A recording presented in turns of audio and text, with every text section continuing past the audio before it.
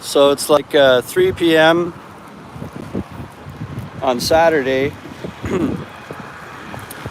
I'm in like the park with the, I'll show you, statue of the King and the Independence Monument over there. It's close by to where I live. Tomorrow morning, bright and early, my bus to Ho Chi Minh leaves at like 5 a.m. And so to go to Vietnam, I had to get an e-visa, electronic visa, just for a tourist. I think I was reading it, it's good for 90 days there. And I went last year, I thought it was only 30 days. I think that changed now, they let you stay longer. But I'm just going for 4 days. And so, a few things. So you get this visa online. And there's a government website. And I feel like an idiot because it's obvious in the real government website, it has the word gov, G-O-V, like in the web address. And that's how you know. And I've done it before even, such a bonehead. But there's lots of like travel agencies and travel agents that they make their website really look like it's the official one, and I got sucked in by one. So I thought I was on the government website, and it's not a scam. Like, I got the visa. I just got it printed. I'm going to talk about that too. But it said like 3 to 5 days wait. So then 3 days goes by, but I had a weekend in between. So then that maybe those days don't count. But something landed on me. So 3 days goes by, nothing. I start looking them up, and I realized this isn't even the government. It was like a travel agent. And then I'm Googling scams and this and that name of that place and stuff, and there's nothing. I can't find anything really. And then 5 days goes by, and then it says in the fine print it could even take up to 7 if they're busy or whatever. So then it was like 7 days later, but that's including a weekend. So I guess that's 5 business days plus a weekend. That day, that morning, I still had nothing, and we're getting to be like that. This was just like 2 or 3 days ago, and I'm like, okay, I'm like 3 days away. If you're a scam, I need time to get an actual one because I've already booked a hotel and everything. And then there's an email to write them if it's getting late and all that. So I sent them an email like, it's the 7th day, like, what's up? And about an hour later, I got an email, like, not replying to my message, but it's just my visa. It's like, you've been approved, here it is. So they probably read my email like, oh shit, let's put his through now. Like, and so it wasn't a scam, it was just slightly a scam. Like, they made you really feel like you were on the official website. It really looked the same too. And I think I paid a little bit more, not crazy. I forget what I paid. It was either $25 or $30. So it's something so small it doesn't really matter, but I think it's like $5 or $6 cheaper if you went with the government. Or there's options for cheaper ones. Like, I think if you're saying I'm only going to stay for a really short time and not multiple entry and you can get like a cheaper one. And I think, like, I don't have that. I have like a full price one. But still, it was like 25 or 30 bucks. And then they send it to you as a PDF, right? And then I'm reading like the requirements to get into Vietnam and all that, and they like highly recommend you have a printed copy so you're not like showing it on your phone. Even though it has a QR code on it. I don't know if you can see that. Because I'm wearing sunglasses, I can't see the phone. Like, it's got a QR code, so even if I had it on my phone and I held my phone over, they could blast the QR code and get it up on their screen if they wanted to. But it goes, you highly recommend you have a printed copy, and I don't have a printer. And what I used to do is just do it at work. Like when I was working inside of a school, you could just go to the library and send it to yourself and print it or whatever. But now I teach online, so I'm like working at home and I don't have a printer. So imagine that. What do you do as an expat here and you just have a small, simple apartment and maybe you have to print some documents? Sometimes you need more than one thing. Like I just need this, but... So even though I teach online, there is a physical school here, but it's on the other side of town. So it's about a $2.25 tuk-tuk ride each way.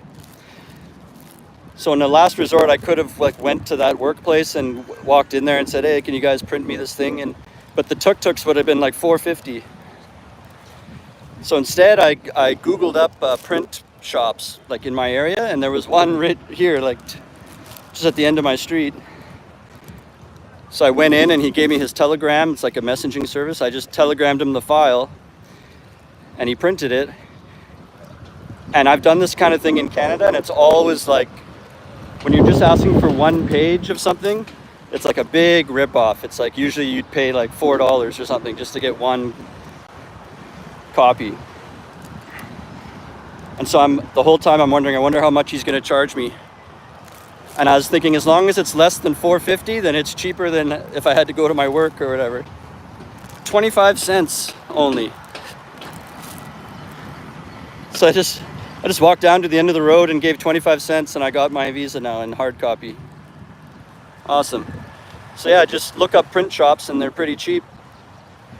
And they had a whole setup in there, like normal computer printers, and then also looked like photo printers, and then also like big copy machines like you'd find in an office building or something. So they can do all kinds of jobs. Oh, people are writing stuff. I gotta find some shade because it's so sunny I can't see my own screen. To me, I'm looking at like a blank screen. Sorry, I'm gonna go from the top here. Hey Tom, looking forward to your upcoming trip. Yeah, I won't, because I'm just going to be filming, and then when I come back home, then I'll start editing them and posting them. So they won't be going up this weekend, except I'll be going live like twice a day while I'm there. So you can look forward to that. But all the like real videos I make, I'm going to just be capturing footage to bring home, because then that way it's like using my time more wisely while I'm there. I'm planning it. I think I can come home with 10 videos worth of footage, and then plus I'll go live like twice a day. Basically, when I come back to the hotel room to have a break, like in the middle of the day, to have lunch and like charge my batteries for the camera and all that, while that's going on, then I'll go live, like while I'm sitting there, and I'll tell you about how the trip's going and blah, blah, blah, blah, blah. Israel Mean, hello there, Tom. While in Vietnam, it would be interesting to be made aware of any potential street scams by purposely becoming a victim. Oh, true, I could pretend to fall for it. I don't know. Yeah, we'll see. If I see that kind of opportunity, I'll get my camera out for sure, yeah. John Paul, how's the apartment hunting going? Have you found your dream place yet? Yeah, I see a lot, and when you start looking on Facebook, you know, it starts to show you more of what you've been searching and looking for. So now all my feed is like nice apartments. But I'm not moving till like July. So the goal is like between now and July, because when my lease ends at my current place. So if I can somehow materialize like a lot of money between now and July, that can dictate like what level of next apartment I could get. Like if I do all these Ho Chi Minh videos and by some fluke and luck, like those videos really catch on, and some eager upcoming TESOL teachers like take my advice and maybe use my referral for Ho Chi Minh, and I get a lot of them, I could be like, holy cow, this lump of money, I could maybe get a super nice apartment even just for 6 months even. And then not worry about it, because I know that like lump of money could subsidize those 6 months. And then if I haven't been able to maintain that level of an income, then after the 6 months, I can go back to a more reasonable thing.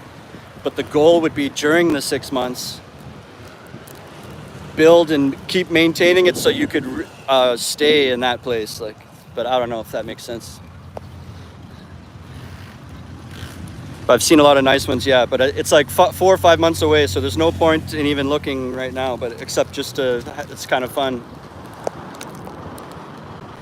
That would be intriguing content that all tourists of Vietnam can relate to. Yeah, being scammed. Israel.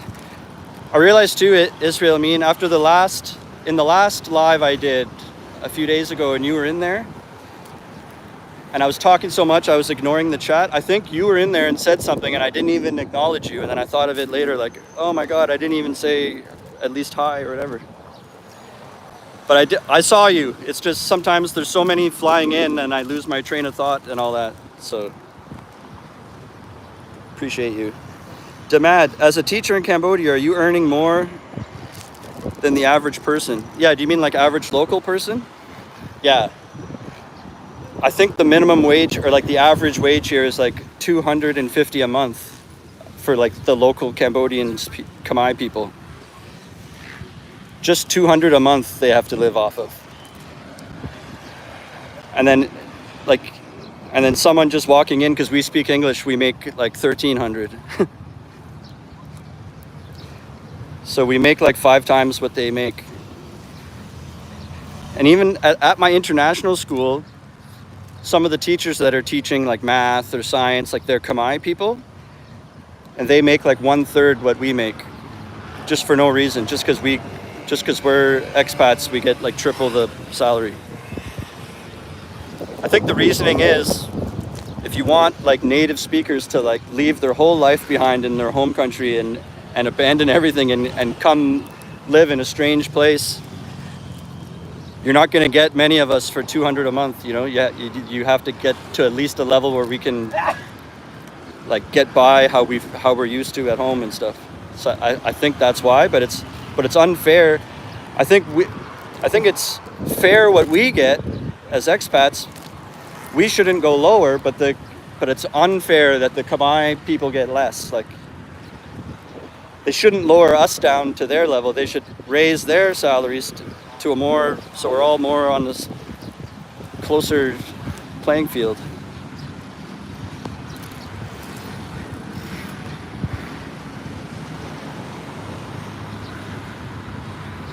Oh, Jamad he was really meaning to ask as a teacher in Vietnam. Yeah.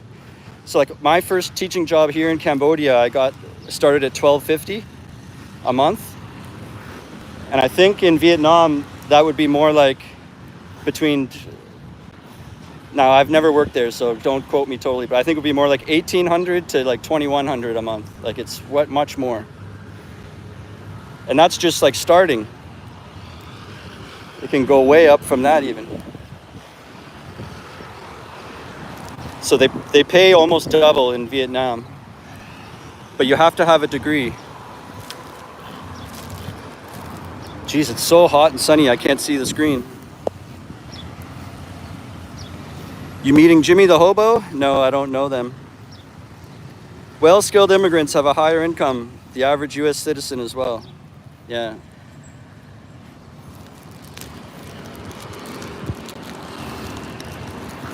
So this is the e-visa.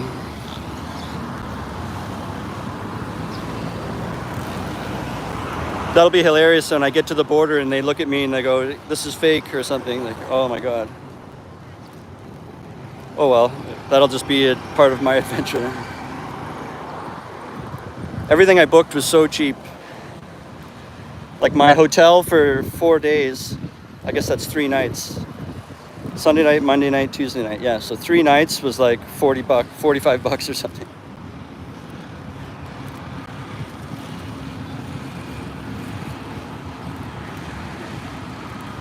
So if the whole trip fails, and I had to turn around, I would lose like $60 or something.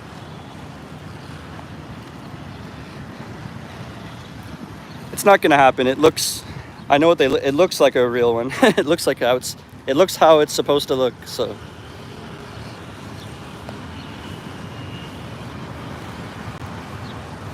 Pete Jones, are you a man or woman? Guess.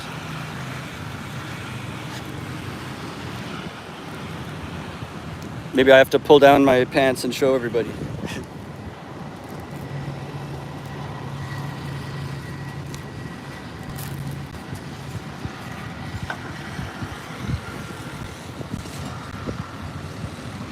Look at that umbrella guy. I can't see my own screen because it's so sunny. I gotta get in the shade.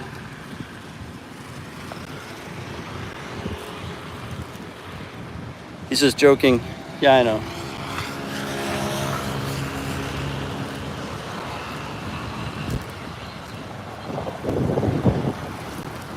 Whew. Okay, I found some shade.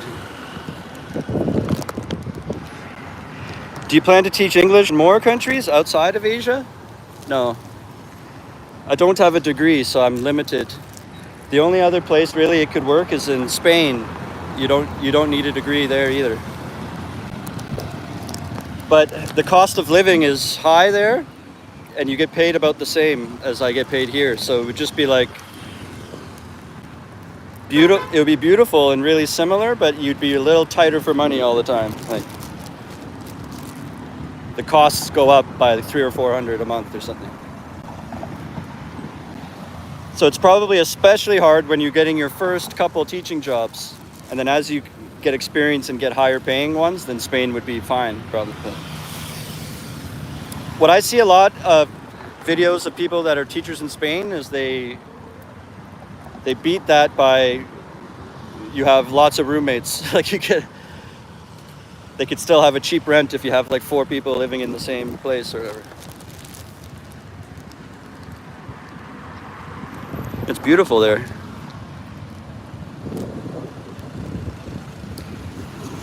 Where are you going? Come to Holland. My background is from Denmark, and a lot of people mix us up.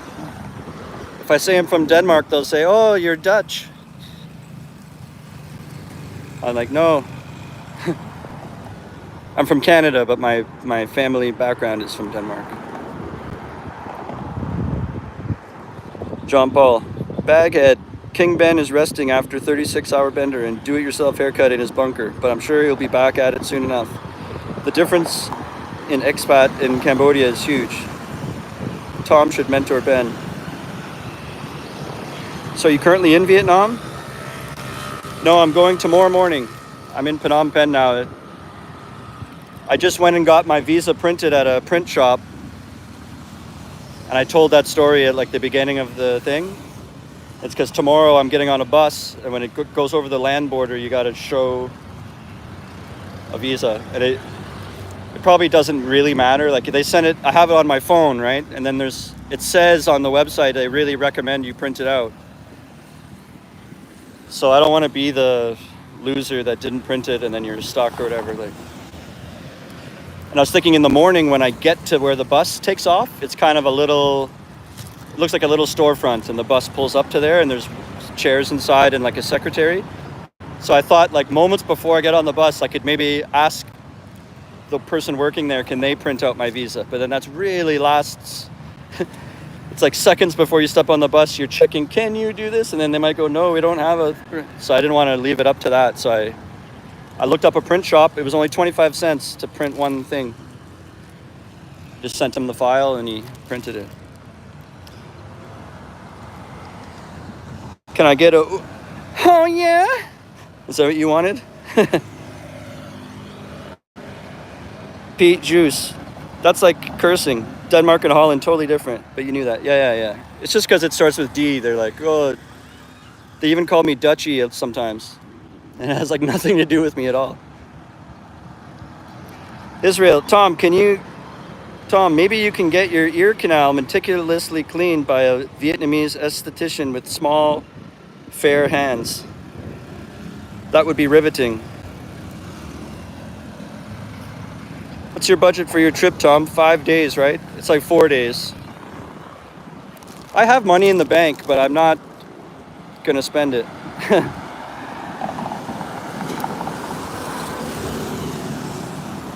the trip will probably cost me like, if I just looked at living normally, it'll be like total like $175 probably for the 4 days, food, everything. But I'm gonna do things like go to the zoo and make video, or there's this double-decker bus tour that goes through all the cool parts in Ho Chi Minh, and you can do it right after the sunset, kind of, and then everything's lit up. And my point is, these activities cost money too, so it's going to bring it up to like 200 or 220. That's what it'll. And then, like I'll be spending on stuff I don't usually get. Like I'll go check out a really cool rooftop bar and make a video in Ho Chi Minh, like at a rooftop. And while I'm there, you have to order a cocktail, and then that could be like, a cocktail can be like $6 or something, and then. But it's going to be pretty much on the cheap. I'm going there to like work, like make videos. I'm not there to be Mr. Spender. So Israel, you were saying get my ears cleaned. I've seen this thing that they can do. I don't think it's specifically Asian or Vietnamese, but candling. Have you ever seen that?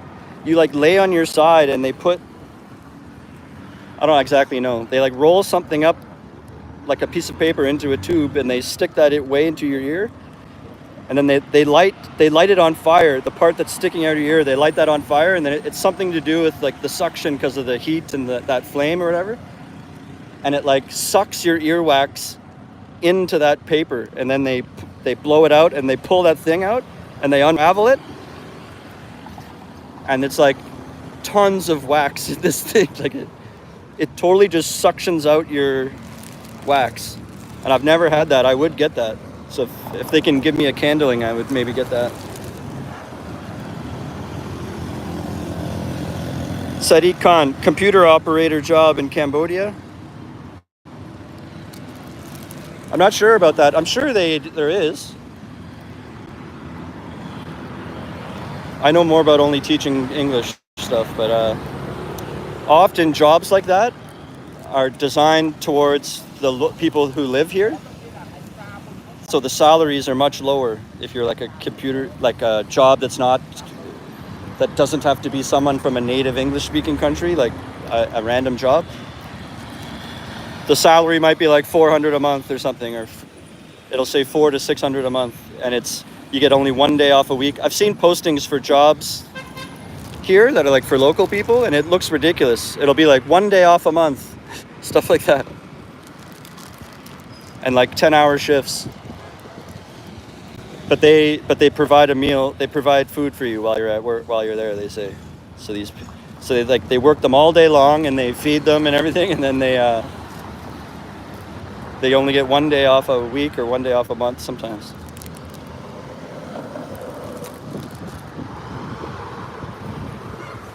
Israel says, ear candle is a scam. These Vietnamese use tiny instruments to carefully persuade the earwax out. I'll look into it. I do feel like they would get a lot out of there. I know that sounds gross, but especially when I'm mixing, I make the songs for my YouTube channel and the beats, or when I'm teaching online as well, I wear these headphones, like earmuff style headphones. And I guess because it makes your ear hot, like it warms, I don't know, whenever I'm done wearing those for a long time, it feels like the inside of my ear needs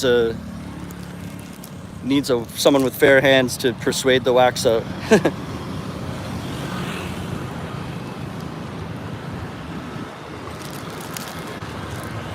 So if you guys have any questions about teaching in Cambodia or Vietnam, all the stuff I say in my videos and the program and everything, it also applies to Ho Chi Minh in Vietnam. Just focus on Phnom Penh because that's where I am, but that's part of the reason I'm going to Ho Chi Minh, is because I never show that place, and you can also do the program there.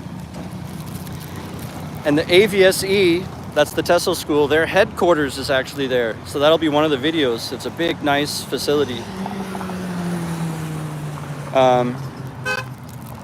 But in Vietnam, you have to have a degree in order to get like a work permit to work there legally. So the schools would want you, but when you go and get the visa and the work permit, part of it is you have to show a degree. And So you can't get the stuff you need to work legally.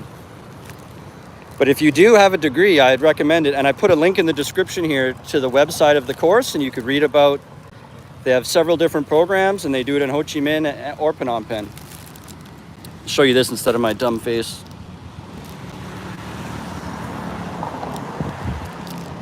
Let's go to the Independence Monument. That's it right there. So yeah, if you've never heard me talk about it, it's the main course is like an in-country TESOL course where they teach you how to be an English teacher and how to lesson plan and all that. It's 4 weeks, and right at the last few days of it, during the last week, they already start sending out your resume and CV, and they line you up with job placement opportunities. It's like you start getting emails for interviews. When are you free to come in for an interview? From like 2 or 3 schools usually. And you go meet with them, and then you sort of choose which one is best for you. And most people start working within a week or 2 after the course is over. You can also do it online. If you, some people can't just leave everything so abruptly and come here and have 4 weeks like without having an income, because you have to save up for that a little bit. So some people prefer to do it at home, and they sort of chip away at the course material in their spare time. And then when you're ready to go and you have all your ducks in a row, you come here and you've already completed most of it online, and you just have to do a few of the in-person things, like you go and practice at a real school and you observe real teachers and stuff. So you finish it all online, then you come here and you just finish off those last few in-person things, and then you're same thing, you're getting emails from schools for jobs. And then and this is all on the website. And if you're already a teacher, but you've just done it online at home, or you've been to China, or you've done it other places, and you're worried you're going to come to Cambodia and you don't know how to go about like getting opportunities or finding a job, they have a special program just for job assistants too. So if you're someone that, I already have my certificate, you can like take a look at that program. It's like an internship where you get lined up with a job. So it's all there in the link. If you have a degree, check out the Vietnam ones, and if you don't, check out the Cambodia ones. And if you go for it, put Tom Trips out. It really helps support the channel.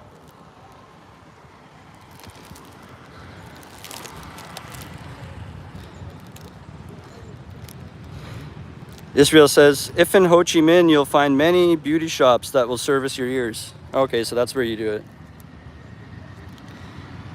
Shi Wu. Is that India? No, it's Cambodia.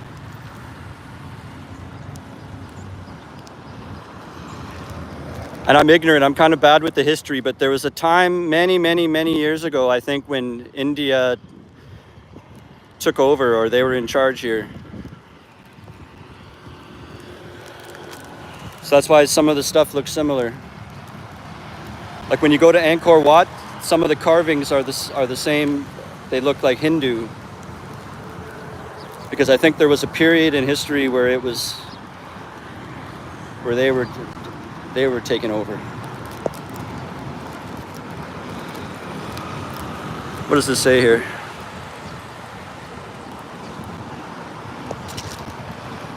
Pete Jobs, can you get women easy there? Yeah, big time. I don't really date, but the local Khmer girls date foreigners for sure. It's not like they go, no, we only date our own type. Like they love to date foreigners. A lot of it is because in their culture, like the man is supposed to be kind of like the provider, and then the girl is supposed to like handle like the food, and they handle the money. Like the man has to make the money, but the woman is usually the one controlling and organizing the money and would like run the books and the shop and stuff. And so like your only job as a man, or your only worth, is like how much can you provide for the woman and her family. And it's less of a focus on do the two of you gel together, or are you in love, or this or that. It's more like a business partnership kind of. And part of the woman's job, it seems like in this type of culture, is like they're there's pressure to like look really good and look young and look not, and look pretty all the time and stuff. And that the point of that is to attract the man with the most money that you can. So then when they see foreigners, we already have a stereotype kind of that even the fact that we've been on a plane and we're here, that just they just think you're rich. So they see you and you're like a really nice guy to them, and you buy them a dinner or something, and you talk, and they're just like, wow, they've never seen someone that can just drop money like that, like even if it's just a drink and a meal and stuff. Or they have seen it a lot, and that's their whole game. Like they know that they're gonna get free dinners if they just keep dating foreigner guys. But it's not uncommon. I have other friends that are dating, and after a short time, the girl will message and like, I'm short on rent. Can you send me $250? Like, I would just laugh in their face, like.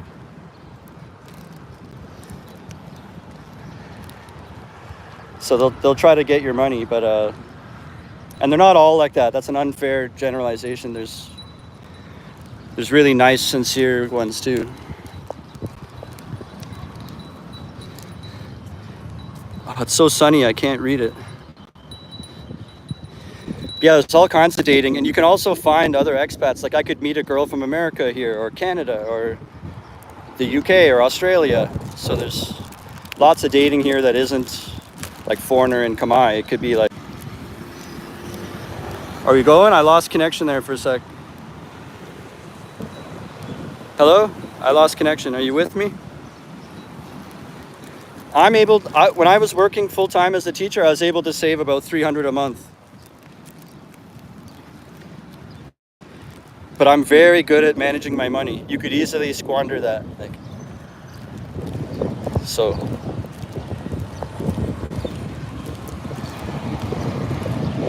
Like let's say when you go out with all your friends and you spend $25. So if you're doing that on Friday night and Saturday night, that's $50. And there's 4 weekends in a month. So right there, that's $200 that you could throw away to the bars here. Like, and especially lady bars and massage bars and whatever, you know. So if you'd like to save $200 a month, it has to come from somewhere. Like, so like me, I just have 1 or 2 beers, like when I'm chilling with my friends out at the fit.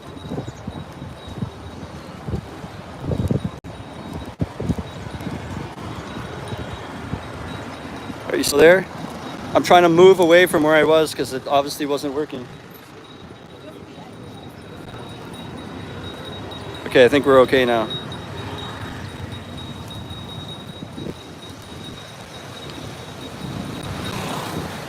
Yeah, I think it's just data, internet problems.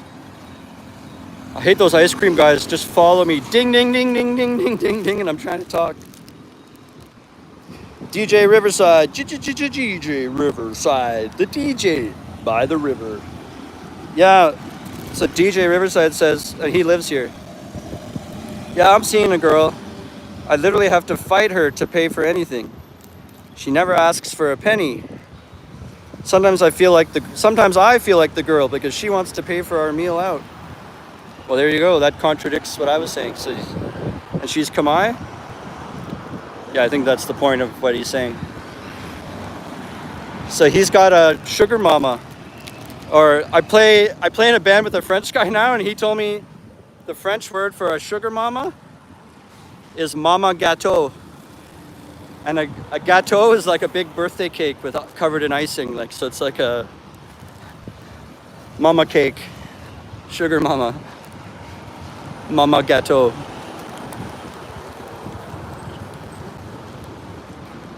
Do you recommend learning the Cambodian language to speak with the locals? I have not done that, and I like wish that I could. I just like don't.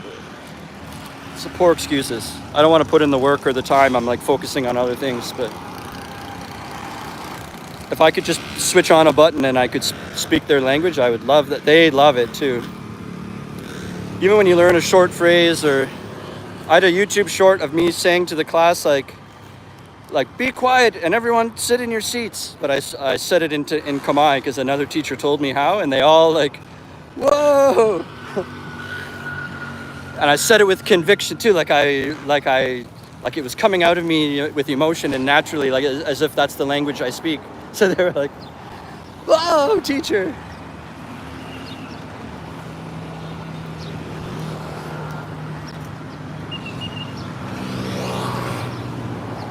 Yeah.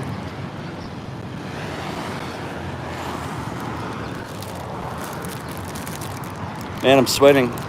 Good thing when I got my visa printed, he put it in like a plastic sheet. It's good. It would have been like soaked with sweat if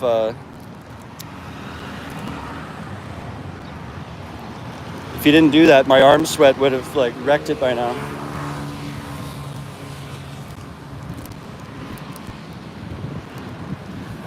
All right, we got to end this soon because I'm getting too hot. Do you guys have any questions or? I think it's extra jittery today because I'm hungry. I didn't really eat a lot. I have low blood sugar.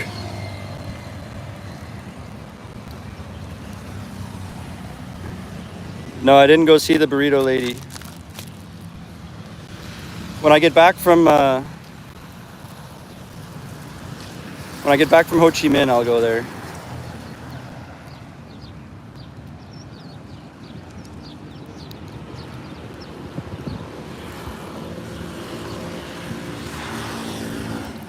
Another restaurant reached out to me though, and I was talking to them, but you know, I don't blame them. But as soon as I start proposing that I'm asking for money, they're like, "Yeah, we'll get back to you on that." Like you get, I don't know. Like I introduced myself and sort of said what I do, and then they go, "Okay, can you tell us what deal you can offer us?" And I'm thinking, "Oh, sweet, they're interested." So I write some more, and then they go, "Okay, we will consider that." And you know, you can tell it's like, you know, yeah, don't call us, we'll call you. Like they're not gonna. So I don't know.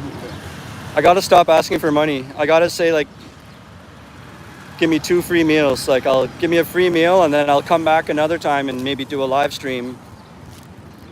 And like again, a free meal. Like free meal for the main video and free meal for a live stream. And maybe like for the restaurant, I could promote the live stream ahead of time, being like, if you're in Cambodia, we're having a Tom Trips Out meetup. We're meeting up for the Tom Trips Out meetup at Family Taco, and we're, you know, Thursday night at this time. And then whoever's here who can make it can like come and sit at a big table with me, and we'll go live. And people that aren't in this country can watch. And then you might see people in person on the screen that you see in the chat and stuff. That's just an idea I had. And then my pay would be just my food is free. A couple of beers. Because as soon as I say, and $50 for my time, or like, what's it worth endorsing it on my channel that has 8,000 subscribers that are people that are into Cambodia and coming here and stuff? So it's like, it's not asking that much. And the real video is going to take me like 4 hours to edit it. So that's something. But maybe it's too soon to ask for money. I got to start doing it for just free food at first and then build up.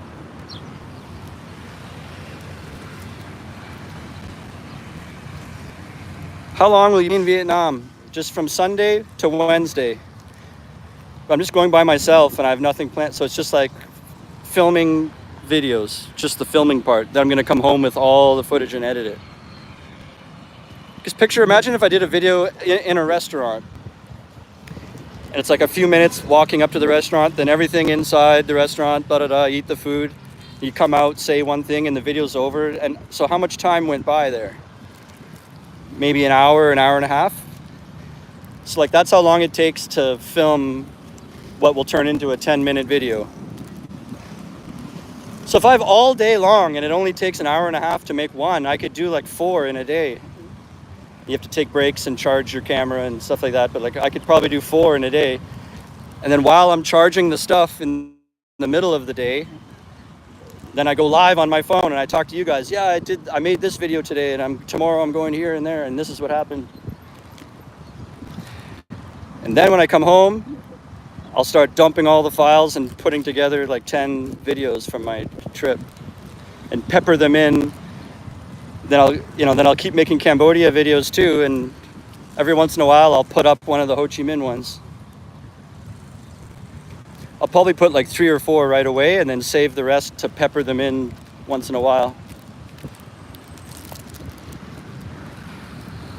Hola, Tom. Hey, Tom, do you think AI will replace English teachers in Southeast Asia anytime soon? I don't know. It could. Like, I guess that could, but you need... Like, what it could definitely do is cut into it. Like start reducing the amount of jobs, but like you can't, because a lot of ESL learning is the learning activities where it's like, okay, everyone get up out of your seat and get into a circle, and you do like a big group activity, or you throw around a big plush dice, or you like throw a ball, and when you catch it, then you have to say a pronoun, or like stuff like that, like physical games. And also working in groups and activities like that. And yeah, you can do it like in Zoom. I can highlight 2 or 3 students and put them in their own separate breakout room, and you can do that. You can put, even on Zoom, you can put people in separate rooms, Zoom rooms. But it's not the same, as we're getting into partners or doing a group or the competition aspect where you're like, okay, this half of the room, you're team blue and you guys are team red. And then you're trying to get point. AI is really like, it's kind of like just you're by yourself and you have an English tutor that's a robot. So it's kind of different. I could see it really taking over for like university students that need tutoring right before their final English exam or oral exam. And, they could read something into a microphone and the AI could tell them how accurate they are or something like that. But when you're a little kid that's like learning English, I don't think an AI could do everything that we do. Yeah, or at least not yet. I'm sure, you know how fast it's advancing though.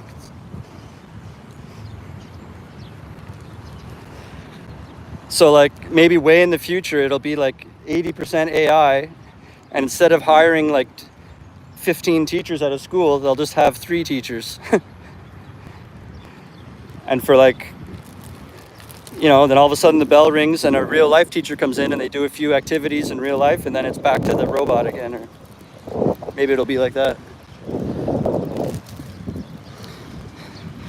Hey Tom, do you think, oh, I already did that.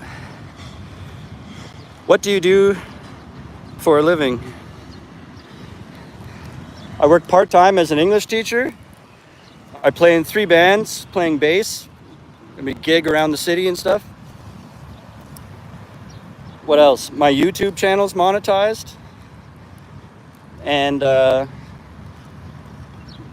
help people that want to become an English teacher. And I recommend the teacher course that I took. It takes place here and in Vietnam, because they help you every step of the way, even with getting visas and coming in. They help guide you, and then they help you with accommodation, like finding where to get, where's the best places. They train you very well on how to be a teacher, and then they line you up with a job. So it's kind of like they hold your hand from start to finish. I did it 2 years ago, and I've never had a problem getting a job and stuff like that. And so when someone comes here and they take that course and they say that I referred them, then I make a small commission from that. So that's part of how I make money too. And they, like anything, it can really add up if you get a few in the same month and stuff. So I'm really trying to work on that. And I've realized lately I only focus on Phnom Penh, and that's really the purpose of this Ho Chi Minh trip. There may be lots of people out there looking on YouTube about like, wow, I'd really love to like live in Vietnam and teach there. Like, how do I do it? And then my videos don't really come up because I'm only talking about Cambodia only, you know, and it's not. So I'm spreading out my wings and expanding a little bit. trying to. And then maybe I can get a few people using my referral there and here. And then it could start to materialize into something significant, hopefully. And then I think later this year in July or so, they're going to also open up in Hanoi in Vietnam, another city in Vietnam. And then I'm going to go there and make videos. And then I'll just be constantly making videos, and then every once in a while visit Ho Chi Minh, and every once in a while visit Hanoi, and I'll try to get the Tom Trips Out network going between those three cities. And I can answer people's questions and hang out and show stuff in all three places. So that's like my 1 or 2 year goal, kind of.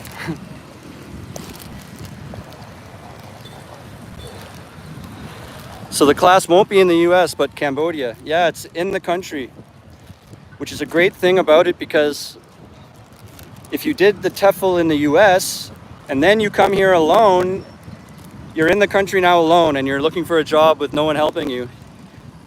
If you do the in-class program, you fly here alone, and then on your first day, you're in your class with like 10 other people that have all just come here too. So right from day one, you have a class full of friends. And the way it always works is you're spending all day together, you study together, and then on the weekend, you start planning stuff. Oh, let's go look at that museum, or let's all take a trip to here. And you're all doing your first experiences together. I still have four friends that are still here that were in my class from 2 years ago. And then it's someone's birthday and you all go out, and like, you know, it's nice to have a group of friends right off the bat to get started. Also, coming right out of the course, the school that hired me and like 2 others from my class. So then not only were we in the class every day, we like got a job, and now we're working together too. And like,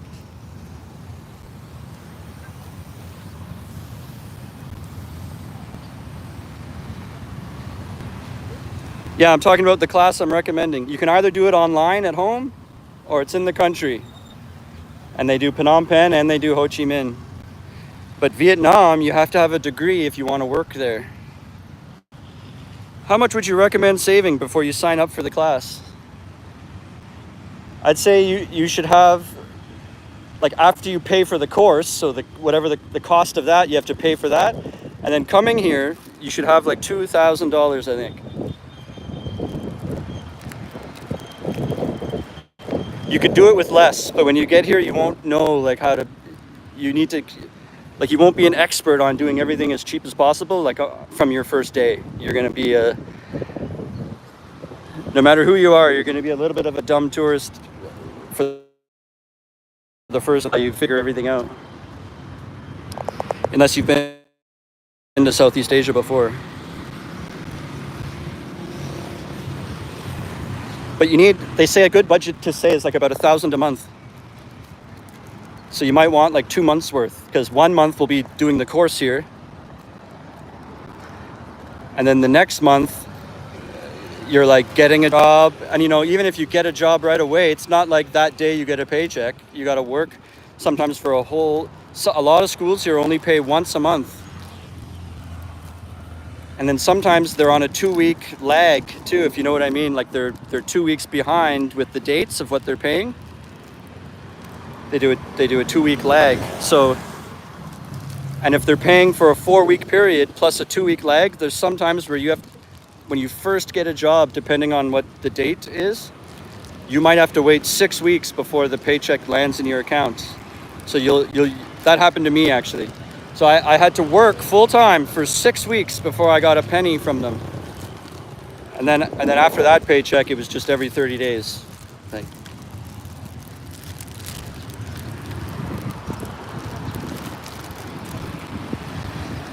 so that's why if you're thinking, geez, $2,000, are you serious? That's because, yeah, you might have to last like 2.5 months before you'll have a job and everything, but when does the paycheck get put into your hand? It could be like 4 weeks after that. So it's always better to have is more too.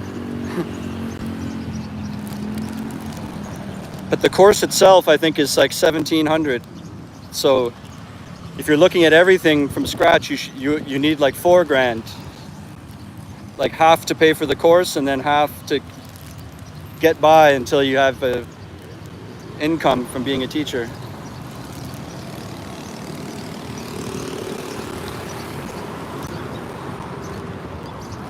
Like it just totally depends. You could get ripped off at a hotel if you're stupid. Like imagine paying 40 a night, but for a whole month, like 40 times 30.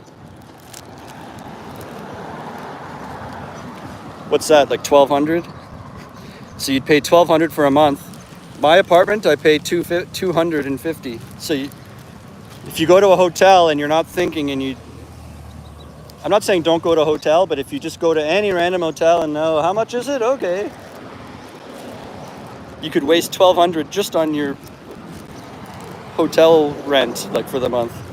Whereas if you're much smarter, or you do a hostel, or you find maybe an apartment style place that someone has on Airbnb or on Facebook or something, and they're showing a nightly rate, and you message them on Facebook and you say, hey, I saw your place and I see your price is like 30 a night. How much would you charge if I took it for 30 days? And then they'll answer you with like a long-term price, or and then you might get an answer like $500. They'll answer back, yeah, sure, 30 days, 500. And right there in that little deal, if you're comparing going to a hotel for 1,200, or you do a little bit of smart doodling and noodling on Facebook and find it and message somebody and weasel and deal it, there's saving $700 right there, like your accommodation. So you gotta try to be savvy and like, yeah. But you could find like really cheap basic hotels. The average price is somewhere around 20 a night, I'd say. And they won't be that nice. And then it's up to you to work out a monthly deal. Can they help you get a job still if you want to take the course online? Yeah, totally.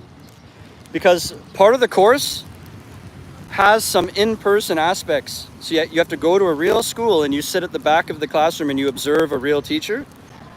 And you do that like 6 or 7 times. And it's at different types of schools and for different age groups. So you get to see different styles. Then you get sent to schools again, but you teach the class for an hour and the real teacher sits at the back and watches you and gives you feedback after. And same thing, different schools, different age groups. And then they start sending your resume out to all the schools and all that. Like all that's the same with both, if you do it online or if you do it at home. So it's basically the online part is it's like on an online website, they call it a portal. And there's all these different modules. It's like sections of the course, and you complete that module and you move on to the next one. And so you can kind of online, you can finish all the, what would you call it, course material or the paperwork stuff. It's like teaches you, and then there's little virtual quizzes that you fill in and you have to get perfect on it to pass to the next module and stuff. You get all that out of the way, then you get your ducks in a row and you fly here and come here, and then you just have to do those observation and teaching practice when you're here, which leads into the job assistance. You start getting emails and all that. Doing that teaching observation and teaching practice, that's a part of all the courses they offer. So the people that came here and did the whole in-country course, if you're someone that did it online, you'll come here and then you kind of join in with that. You join in with that existing class right as they're starting to do the teaching practice and thing, because you can skip the in-class stuff because you did it online already. So you kind of fly here at the perfect timing to just join in with them when everyone's doing the observing and the practice, and then you all sort of get job offers coming out of it. If that makes sense. Night. Tom, since Vietnam is removing English from high schools as a requirement for graduation by 2025, I wonder if there will be a huge influx of VSL teachers in Cambodia. Yeah, I don't know, maybe. We don't pay as well, like here.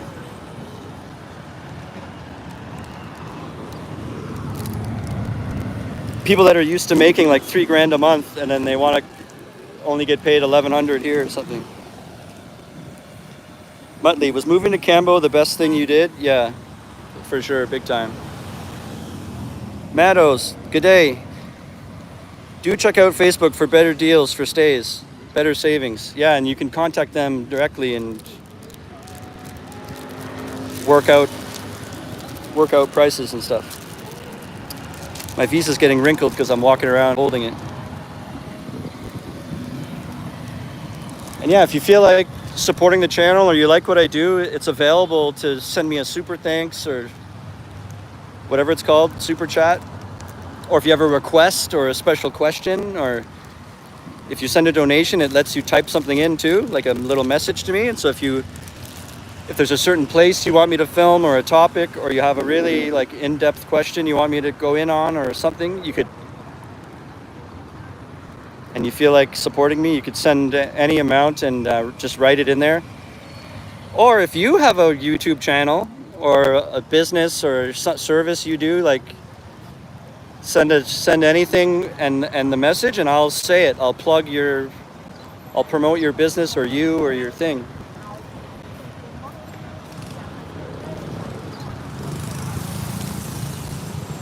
All right, looks like it's not not gonna happen.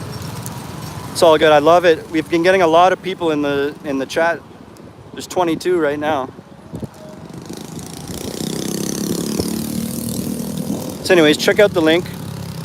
I know lately I've been doing a lot of live streams, but if you go to my channel homepage, I have 2 years of making videos in Cambodia about apartments, about teaching, about like every little city in Cambodia I've been to, and and they're like put together edited videos, not these live jittery ones. They're like I use a real camera and stuff. So if you want to check out those, just go to the playlist on my channel homepage. Oh, thank you.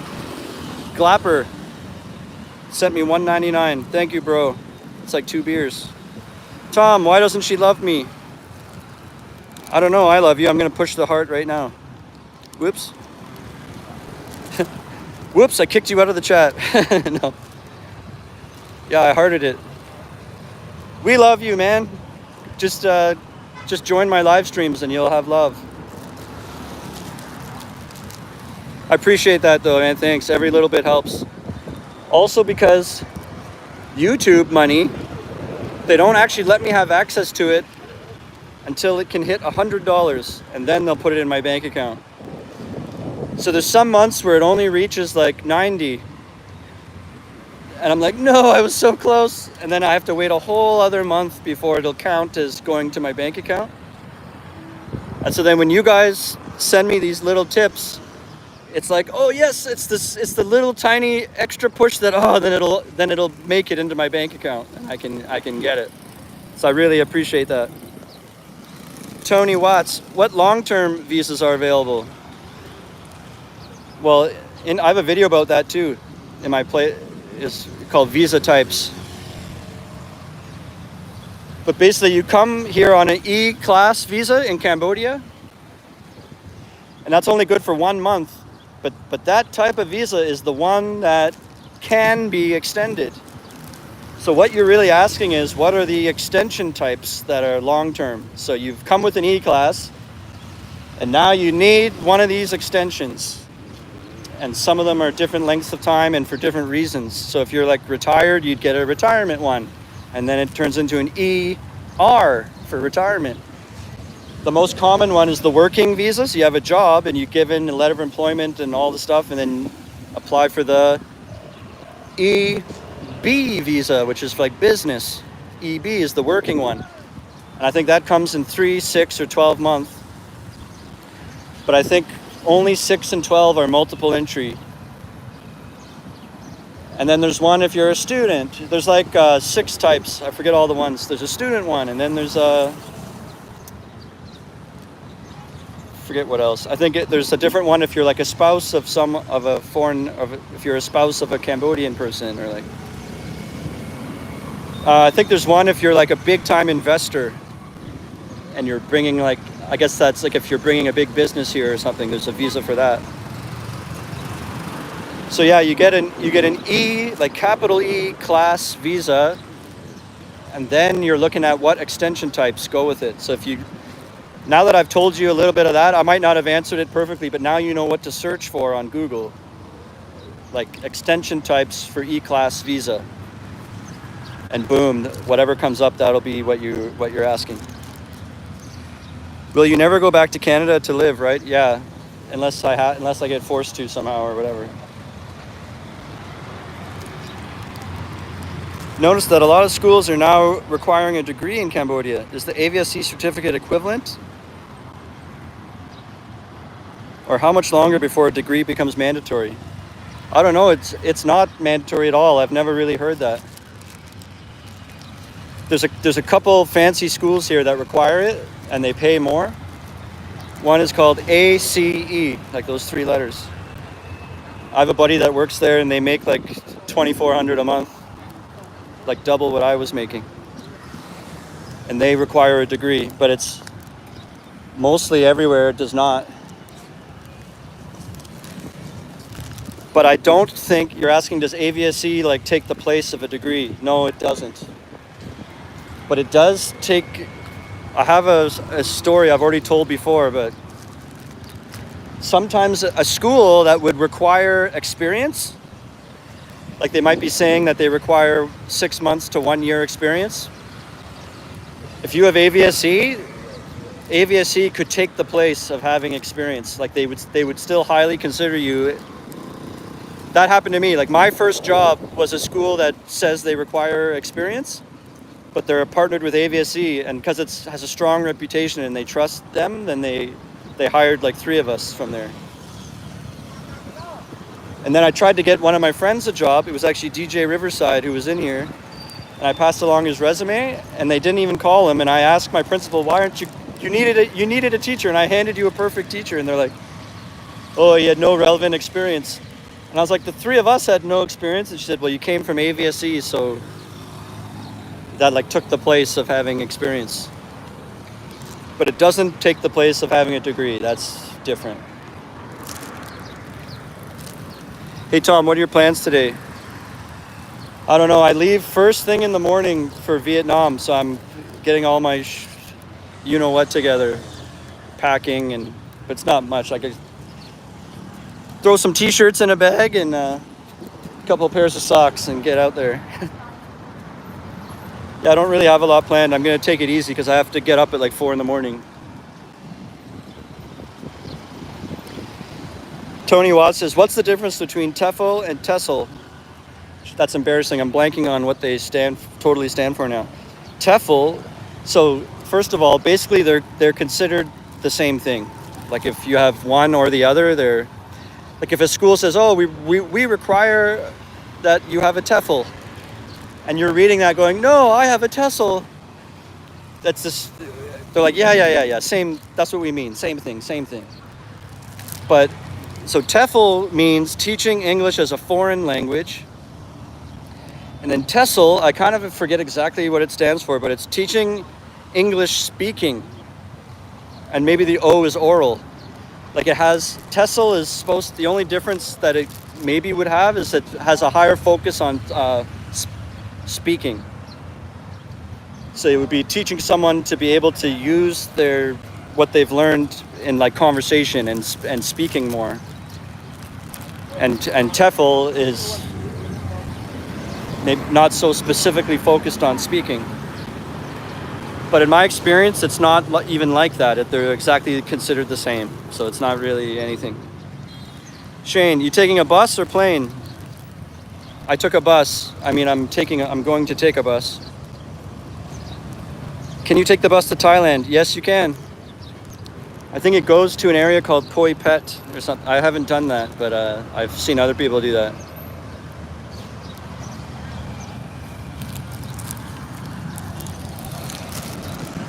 But yeah, I'm going to end it off here. thanks for watching, guys. The next live I do will be like tomorrow at probably like 2 p.m. around there. Like, I'm gonna get to the hotel and settle in, and then get a chair and put it on my balcony, and then go live from my balcony in Ho Chi Minh tomorrow. So if you don't want to miss it, hit the bell icon. I know that sounds cheesy, but you could just turn on my bell icon for like 1 week while I'm in Vietnam, because that's the cool week. And then if it's annoying you, just take it off when I get back from Vietnam, because you don't want to miss these cool streams.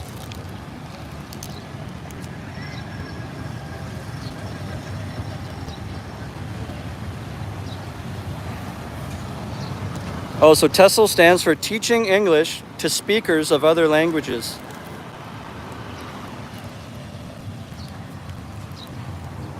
Yeah, so they're basically the same thing. That's all you have to take away from it. Anyway, thanks for watching. Remember, how you spend your days is the way you spend your life. It's never too late to start tripping out.